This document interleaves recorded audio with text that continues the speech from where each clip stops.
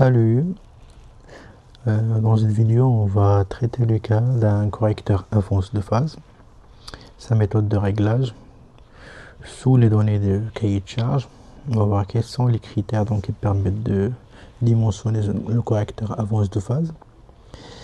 Alors tout d'abord, donc la fonction transfert de ce correcteur, il prend la forme suivante, KD facteur 1 plus ATDP sur 1 plus TDP, avec A supérieur à 1.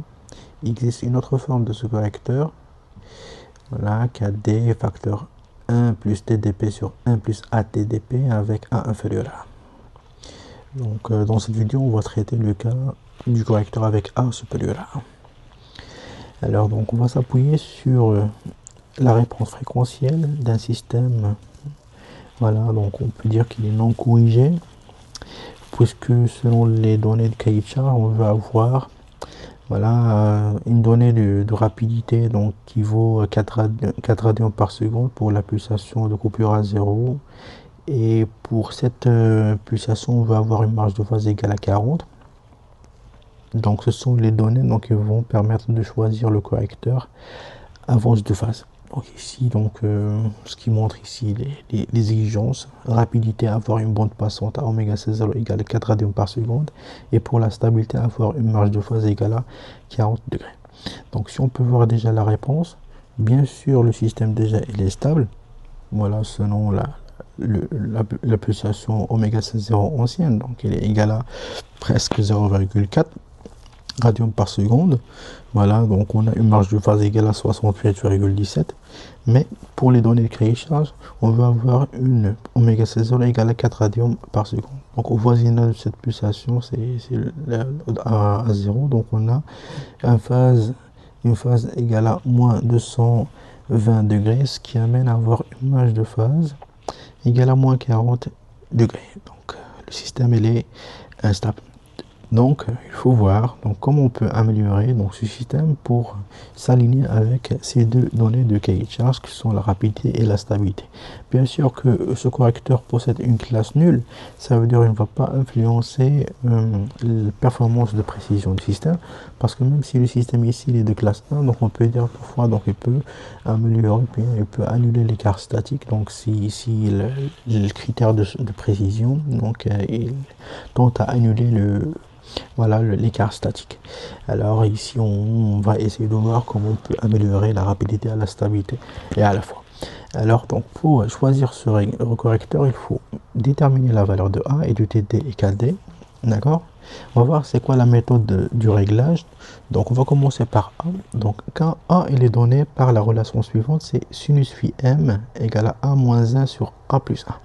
Alors c'est quoi phi m? Phi m c'est le déphasage maximal nécessaire pour satisfaire l'exigence de stabilité. Alors on peut voir ici donc dans le système le traçage dans le diagramme de Bode du correcteur tout seul. Donc on peut voir que ce déphasage maximal il est ajouté entre les pulsations 1 sur ATD et 1 sur TD. Voilà, ce sont les caractéristiques, voilà, ou bien les paramètres du correcteur avance de phase. Et exactement, donc ce déphasage il est ajouté au niveau de oméga max. Qu'on va la mettre, c'est la pulsation donc de coupure à 0.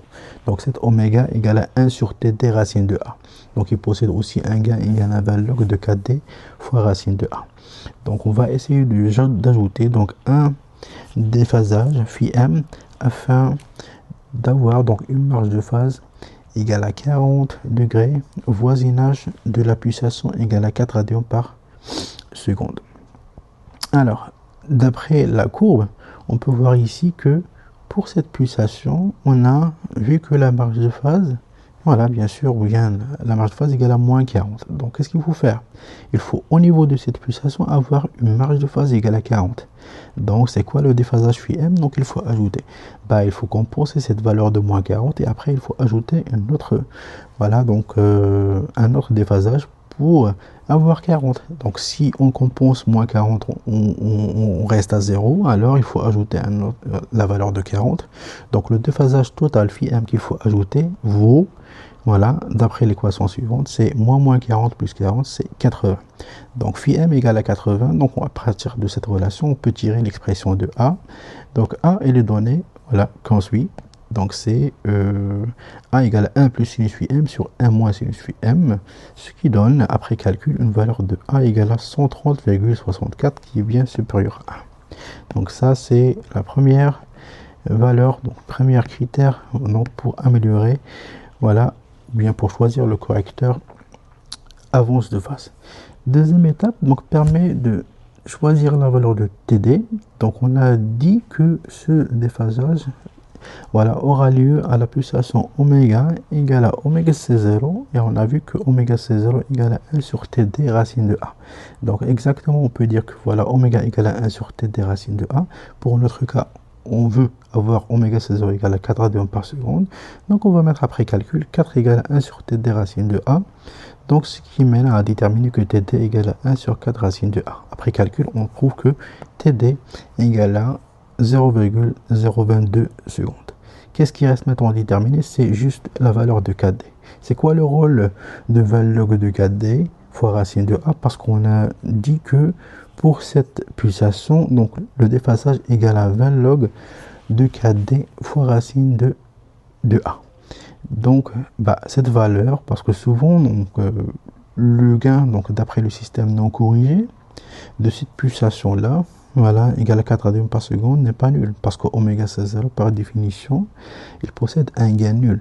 Donc le rôle de ce gain là, donc il doit compenser, voilà, cette valeur du gain, donc afin de l'établir à 0.